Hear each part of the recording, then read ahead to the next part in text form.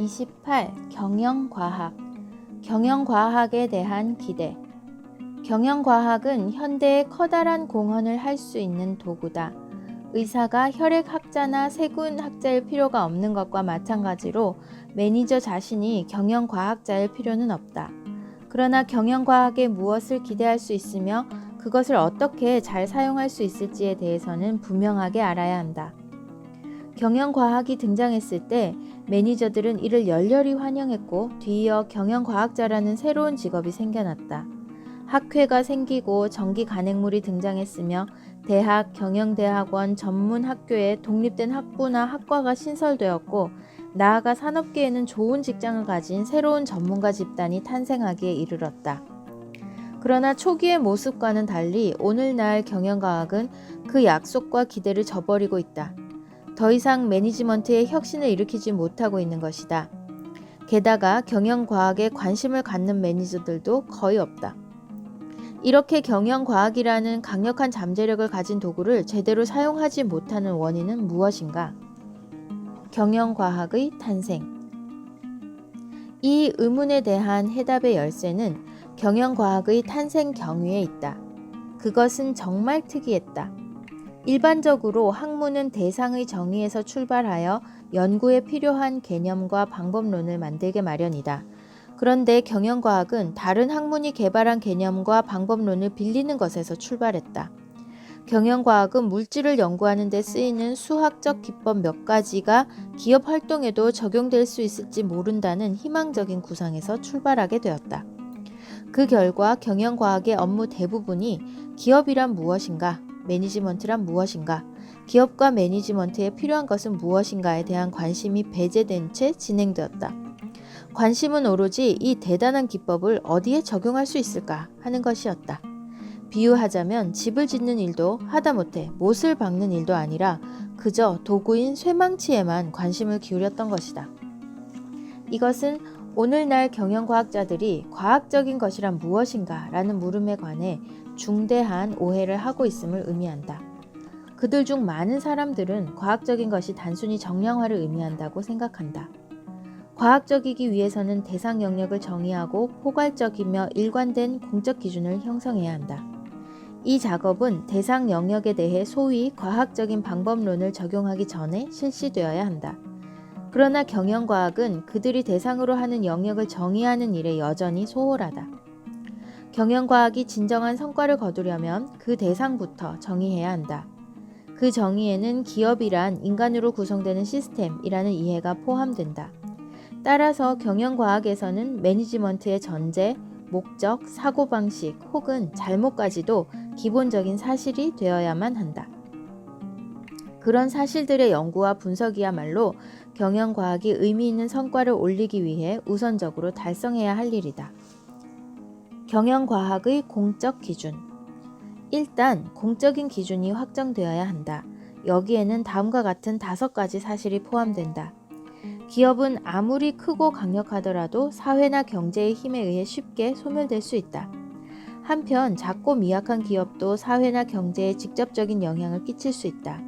기업은 사회나 경제에 순응하기만 하지 않는다. 이렇게 기업은 사회적, 경제적 생태 시스템의 일원이다. 기업은 단순히 물건이나 아이디어를 만드는 존재가 아니다. 인간이 가치를 느끼고 인정하는 것을 만든다. 훌륭하게 설계된 기계라도 고객에게 쓸모가 없으면 폐기될 수밖에 없다. 기업은 측정 수단으로 돈을 사용한다. 이는 추상적이면서 동시에 놀랄 만큼 구체적인 척도다. 경제활동이란 현재의 자원을 불확실한 미래, 즉 사실이 아닌 기대에 투입하는 것이다. 기업에게 위험이란 원천적인 것이며 위험을 무릅쓰는 일이야말로 기본적인 기능이다. 기업 안팎에서는 되돌릴 수 없는 변화가 늘 일어나고 있다. 기업은 새로운 상황에 적응하도록 진화하는 능력은 물론 주위 상황의 변화를 초래하는 혁신 기능을 가지고 있다. 이러한 것들은 경영과학 문헌의 서문에 자주 등장하는 내용이다. 그러나 서문은 서문으로 끝난다. 경영과학이 공언하는 바가 있으려면 이러한 공적 기준을 기반으로 삼아야만 한다. 경영과학에 필요한 것은 스스로가 독립된 학문이라는 진정한 자각이다. 경영과학의 자세. 경영과학이 오용되는 이유 가운데 다른 하나는 위험에 대한 태도다. 현재의 경영과학은 기업 활동에 있어서 위험을 없애거나 최소화하는 일에 역점을 둔다. 그러나 기업 활동에서 위험을 없애려는 시도는 부질없는 것이다.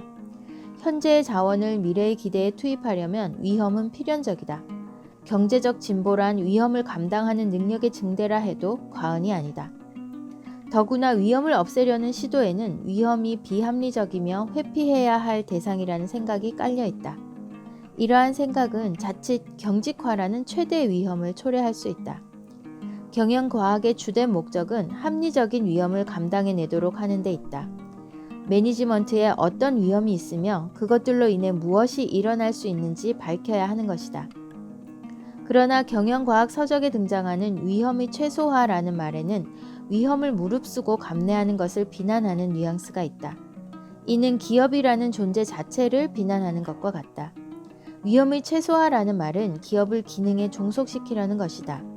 경제활동이 책임을 동반하는 자유재량의 세계가 아니라 물리적으로 확정된 세계라고 판단한다는 의미이다. 이것은 잘못된 정도가 아니라 최악이다. 경영과학이 연구 대상을 가볍게 본다는 뜻이기 때문이다. 연구 대상을 가볍게 간주해버리면 경영과학을 떠나 어떤 학문도 학자도 존립할 수 없다. 따라서 경영과학에 가장 요구되는 것은 그 대상을 성실하게 채택하는 자세다. 매니저의 책임. 매니저 역시 경영과학의 잠재력과 현실 사이의 갭에 대해 책임이 있다.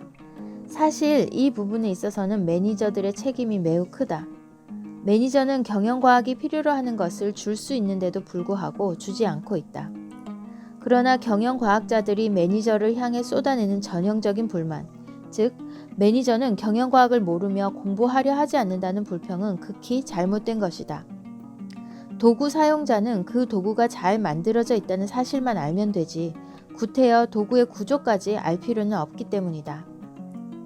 경영과학을 생산적으로 만들려면 경영과학자들에게 다음의 4가지를 기대하거나 요구해야 한다. 이는 가설의 검증 작업, 필요한 질문이 올바른지 확인하는 작업, 해답이 아닌 대체안을 명확히 하는 작업, 문제에 대한 공식이 아닌 이해에 초점을 맞추는 작업 등이다. 이러한 요구들은 경영과학이 계산의 도구가 아니라 분석의 도구라는 전제 위에 성립한다. 경영과학은 만병통치약이 아니라 어디까지나 문제에 대한 통찰을 돕는데 그 목적이 있다. 경영과학의 잠재력을 끄집어내는 것은 매니지먼트다. 매니저는 경영과학이 무엇이며 무엇을 할 수 있는가를 이해해야만 한다.